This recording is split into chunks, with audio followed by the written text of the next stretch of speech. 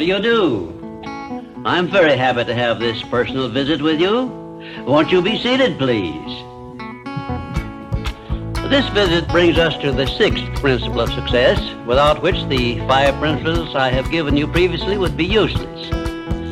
It is the principle of self-discipline. Self-discipline, as I am presenting it to you here, has reference not only to your mastery of negative habits, which stand in the way of your success, but more particularly to your development and enforcement of the positive habits you will need in order to avail yourself of the 6 assets you brought over with you in that sealed envelope I mentioned in our first visit. Now let me give you a list of the more important things over which you will have to exercise self-discipline before you can embrace and use the great master key to riches. 1, you will have to gain mastery over your tongue by acquiring the habit of thinking first and then speaking after you are sure that what you say will benefit you and not injure others. A loose tongue often is one's greatest liability. 2, you will have to exercise self-discipline in mastering the common tendency to strike back at those at whom you have a cause, real or imaginary, for a grievance. You must remember that everything you do to or for another, you do to or for yourself, because your every thought and every act which benefits or injures another person comes back to you in kind, greatly multiplied.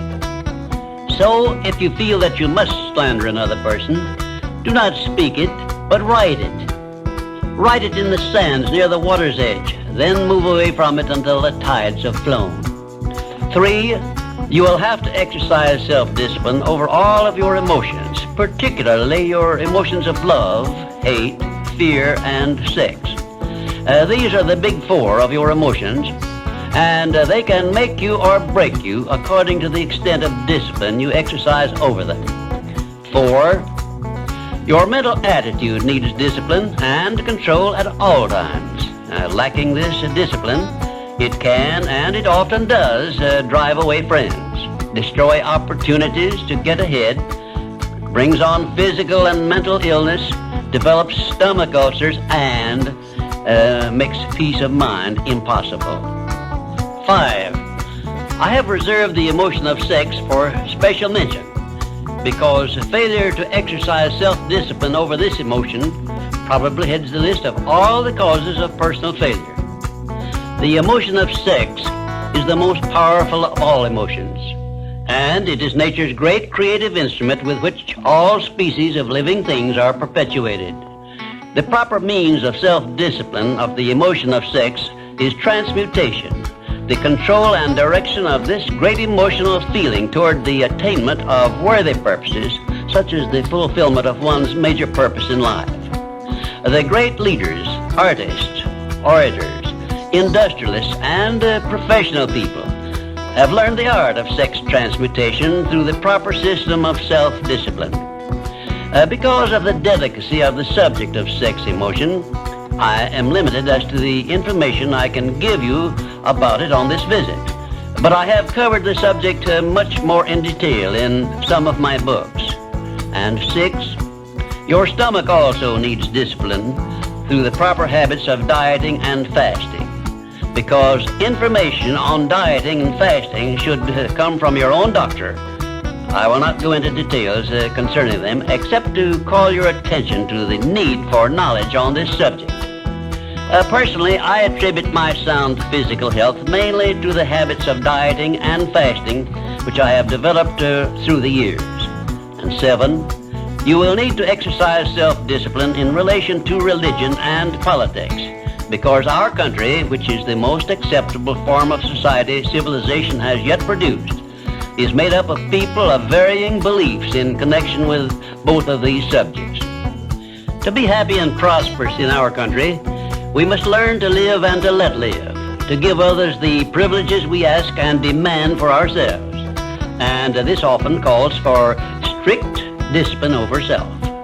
8, but I have reserved until the last my reference to the most important circumstances over which you must exercise the strictest of self-discipline if you are to embrace and use the great master key to riches.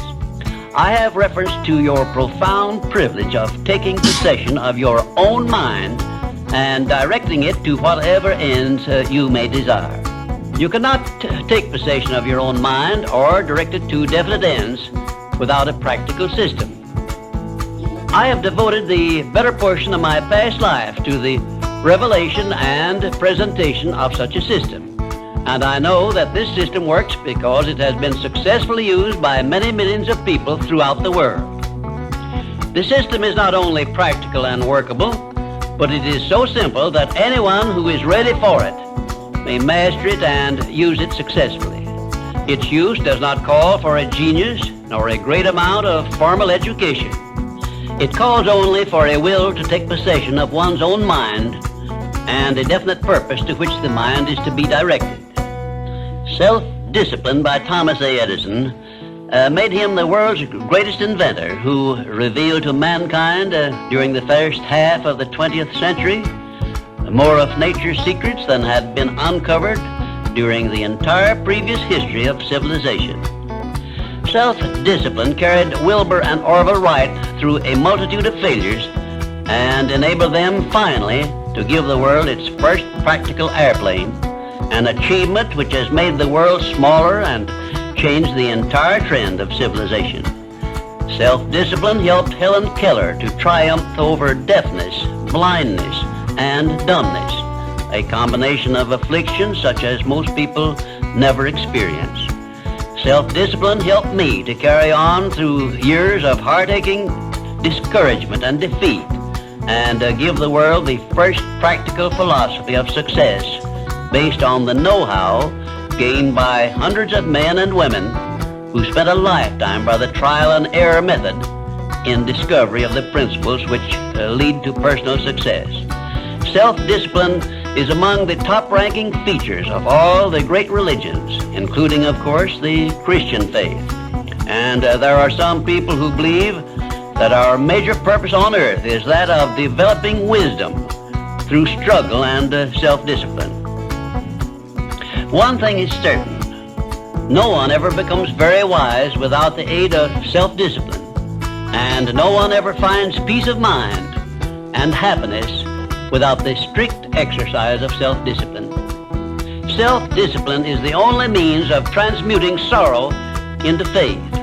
It is the only means by which we may transmute hatred of others into the milder emotion of sympathy for them.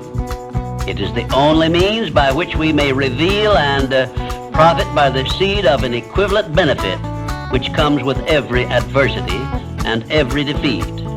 It is the only means by which we may shut out of our minds the deadly effects of past experiences of suffering and unpleasantness. And it is the means by which we may discover that other self we carry around with us, that self which has great capacity for belief and does not become influenced by failure and defeat. Self-discipline can give us freedom from the fear of death, the most difficult to master of all of our fears. It can free us from the disease of hypochondria, the fear of imaginary illness with which so many people suffer and sometimes die. Self-discipline is the means by which we may think our own thoughts, live our own lives as we wish to live them, and remain forever free from the evils of fears and limitations which we have inherited from the dark ages before the dawn of civilization. The Creator never gives one an asset or benefit without passing along with it the means by which it may be embraced and used. Self-discipline, therefore, is the means by which the Creator provided us with a method of embracing and using the only thing over which we have unchallengeable control, the power of our own thoughts. And now, until our next visit, may I remind you that the habit of taking the line of least resistance makes all rivers and some men crooked.